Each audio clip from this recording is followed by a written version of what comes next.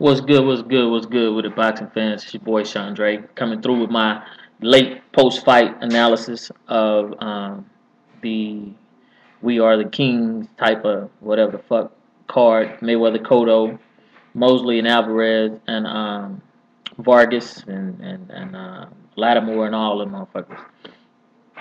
First and foremost, speaking on the Lattimore fight, all the shit Lattimore talked, it just shouldn't have. He should have tried to fight back even while he was knocked out. You know what I'm saying? All the shit he talked about, what he was gonna do, and this, that, and the third, and get on his way to contention, and well, whatever. You fucking, it's a wrap. So I don't even need to go into detail about that, except that it was one of the funniest fucking knockouts I've seen in a long time.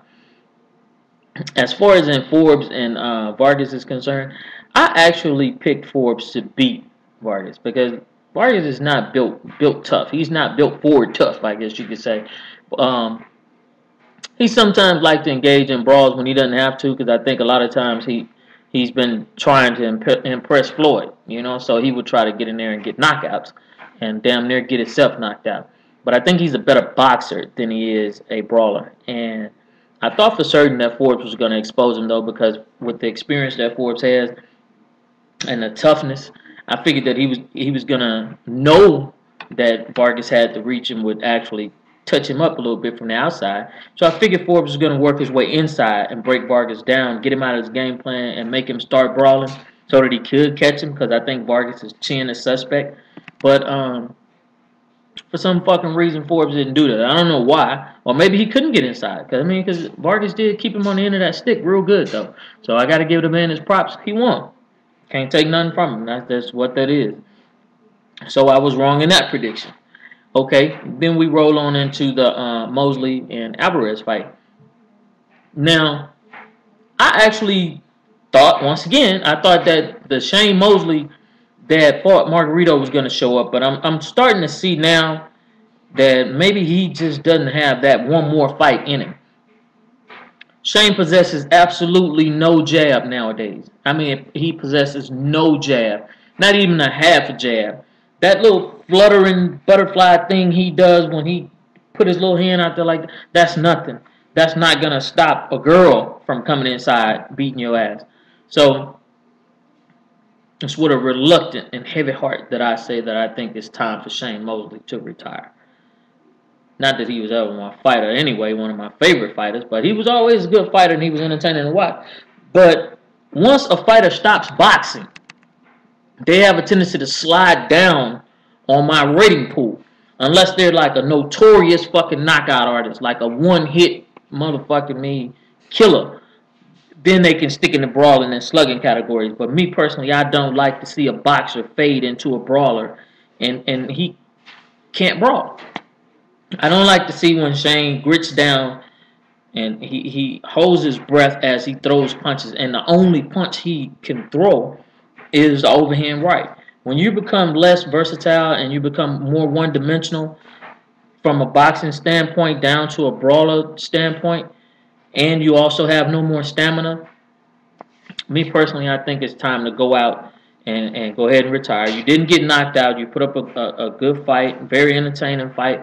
And I feel, me personally, that it's pretty much a wrap, because once they start using your name as a stepping stone and you constantly chalking up L's on your record, it makes your record look bad even if you are in the Hall of Fame.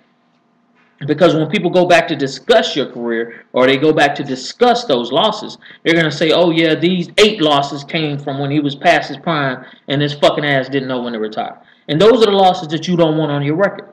Roy Jones compiling losses on his record. He had a great record, and he should have just won it. Me personally, I say Roy Jones should have retired when he beat. I'm looking at the guy, can't remember his name, Ruiz. Roy Jones should have retired then, top of the world. He didn't need anything. He moved up, won the heavyweight crown. He should have left, but he stayed past his prime to the point to where his reflexes. Roy Jones' biggest key to fame was his reflexes. He knew to counterpunch to every punch in boxing. But once it got to a point where he couldn't get that counterpunch there anymore, and he won the heavyweight title, he should have just stopped then and went ahead. But now he got untold amount of losses on his record, vicious knockouts on his record, all that didn't have to be there. And him being in the Hall of Fame would have looked all the more sweeter without all those unnecessary blemishes on his shit. And that's just sad to say, but hey, oh well. Some people just don't know when to walk away. What's that guy named Kenny Rogers sung that song? Know when to hold him, know when to fold him, know when to walk away, know when to run. Roy should have ran. And I think now it's time for Shane Mosley to walk away. He should bow out gracefully and walk away before he started getting those Roy Jones L's on his fucking record. He didn't get knocked out. He went out in a blaze of glory, let me tell it. And I don't see him changing up anything anytime soon. And even though I like Nassim Richardson, it doesn't seem as if he's giving Shane the hard, tough lessons of saying, hey, man, look, you aren't boxing anymore. All you're doing is wandering around the ring and throwing right hands. You're not doing anything else. Maybe it's time for you to stop. And that's what he needs to do. I was impressed with Alvarez. I didn't think Alvarez really had that in him. I thought that he was going to break down around the 6th and 7th round. I thought he was going to be bleeding by then. And I actually thought that he was going to fold up under the pressure, but he didn't. He showed good boxing prowess. He showed extremely good patience. And that's something you don't really see from a young fighter is patience. But he showed a lot more patience than Shane Mosley. He actually looked as if he was a veteran coming into the fight. And I was like, whoa, that's pretty good. And the body shots, oh my goodness, the body shots were ridiculous. I thought he was going to stop Shane. Had he kept going to the body, he would have. But it seemed like he carried Shane. It seemed like he let him off the hook a lot of times. And he could have stopped him. Maybe he started feeling sorry for him. He didn't have that killer instinct.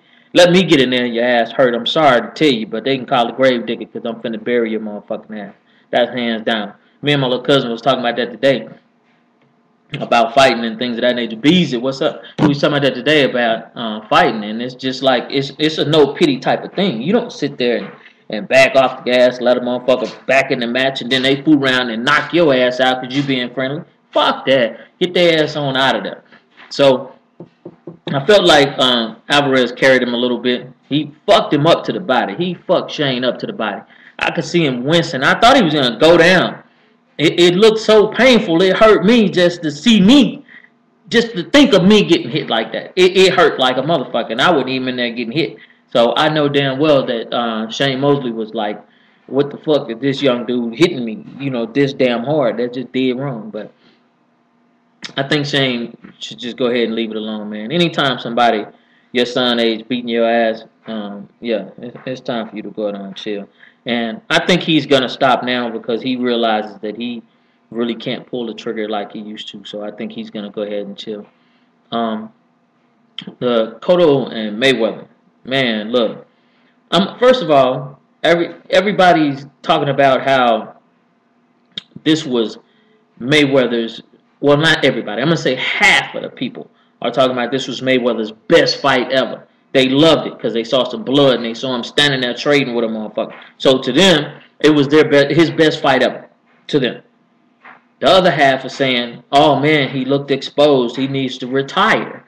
You can't, in today's society, if you even halfway look bad in boxing, they say you need to retire. And that's just crazy, right? That's typically people that really just don't know a lot, And me, I'm disappointed in Floyd, not because of his actions as far as in the way the fight went.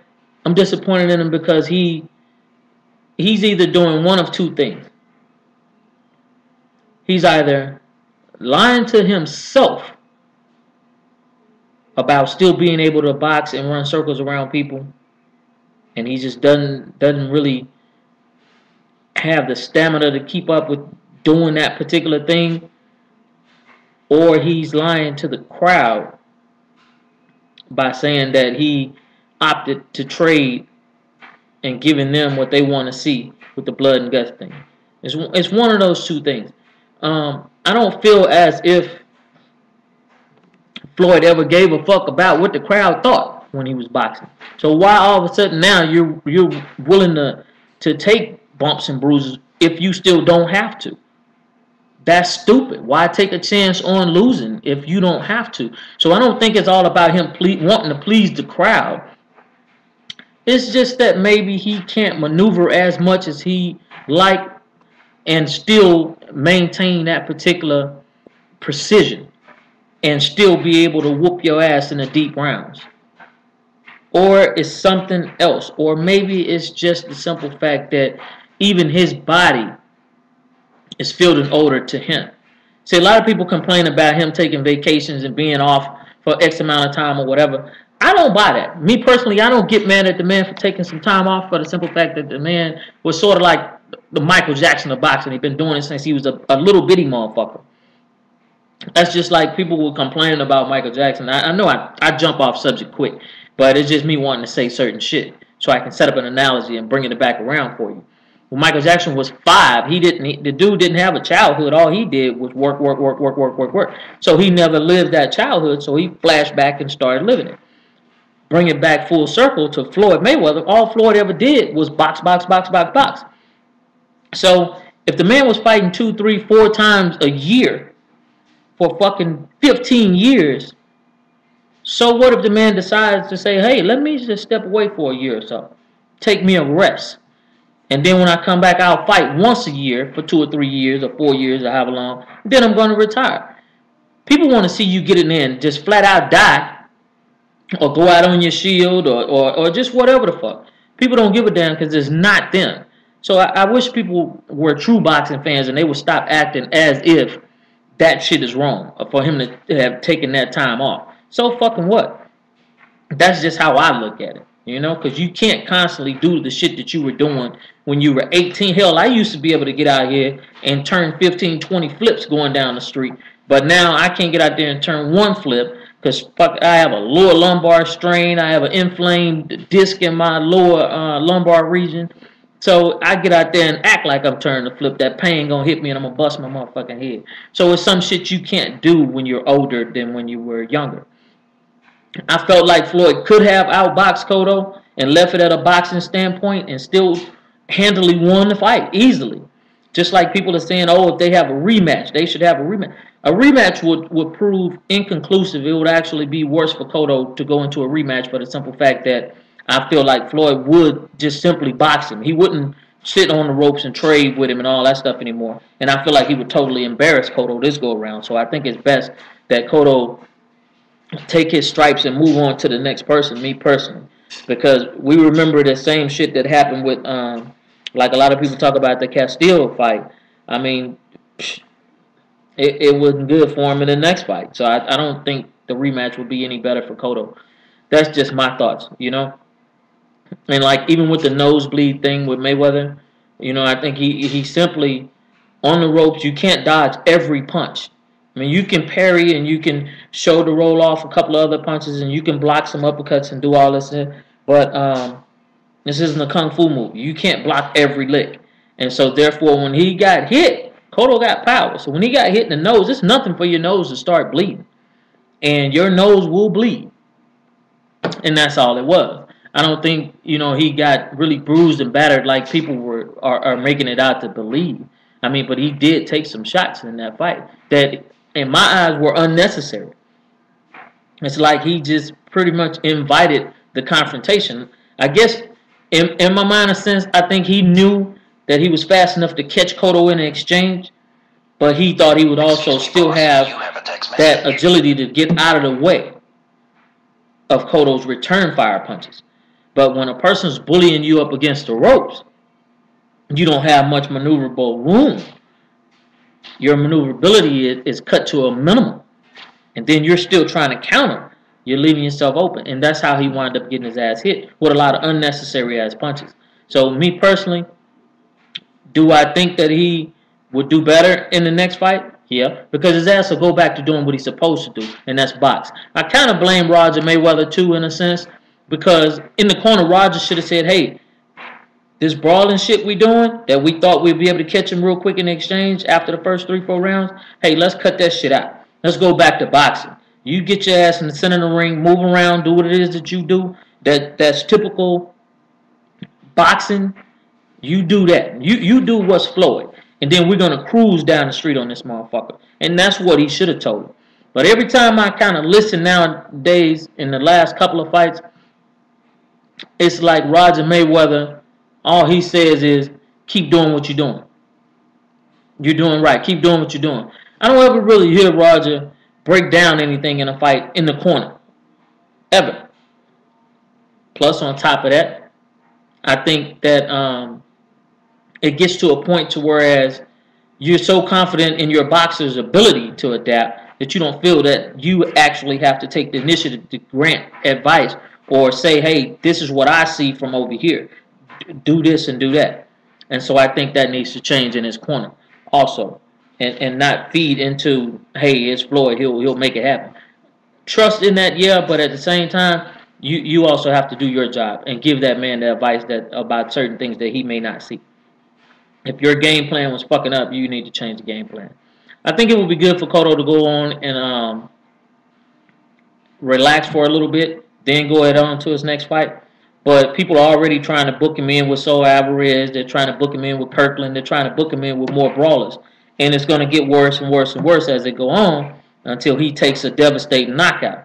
I think Cotto needs to relax a little bit. I'm not saying take a pushover, but at the same time, not get engaged in so many back-to-back-to-back wars. Don't want him like Muhammad Ali or like Freddie Roach. Don't want him like that. So he shouldn't go out, and people shouldn't constantly throw you into the lion's den trying to get you into these life and death struggle battles. You shouldn't do that.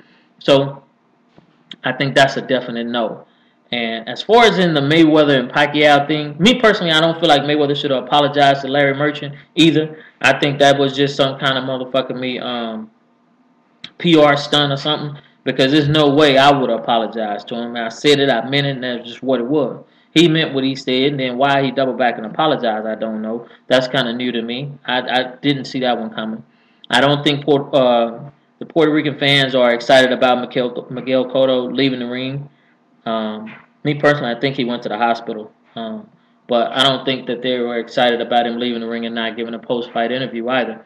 I wanted to hear what he was going to say, and I didn't get the chance to hear that. So, but he's supposed to be having a press conference in the next couple of days in Puerto Rico, so maybe I'll get to hear his point of view on everything and see where it goes from there. But me personally, I don't think Mayweather needs to retire. I really think he can go ahead and fight with Pacquiao, because I feel like he'll box Pacquiao and that he'll win.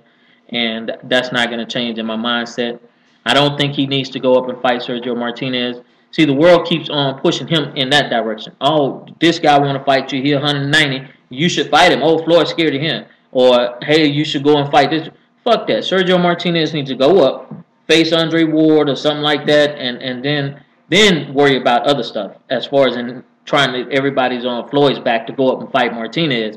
But since Pacquiao said he wasn't going to fight him, nobody's saying, hey, Pacquiao, you should take the challenge. You should take the challenge. You scared, you scared. Come on, man. What's good for the goose is good for the gander. If you're going to pick on Floyd about doing it, pick on Pacquiao about doing it. Make him go up, too. I mean, come on.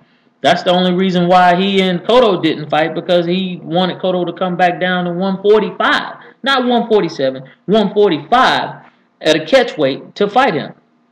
Which I don't even see what they thought they had to prove by fighting Cotto again. I didn't see why they wanted him in the first place. But nonetheless, I've talked my ass off, and there was no need for me to go into super detail. We all saw the fight, so I didn't have to go with the punch by punch. And I want to say this in closing. Our commentators suck ass. They sorry. Larry Merchant suck ass. Emmanuel Stewart suck ass. And what's his name? Whatever the fuck his name is, he suck ass too. It's just got to a point now where they don't even really call the fight. They're talking about what's going on at home. They're talking about what's going on around the world. Man, if you listen to the across seas commentators, they're talking about the fight, blow for blow, and you can see it if you close your eyes. Our commentators will have your ass in Guadalajara somewhere sipping Mai Tais. These motherfuckers, they need to get back on their job. I think they're fucking up. That's just me. Harold Letterman, his scorecards reflect garbage. They need to change him out too. Peace.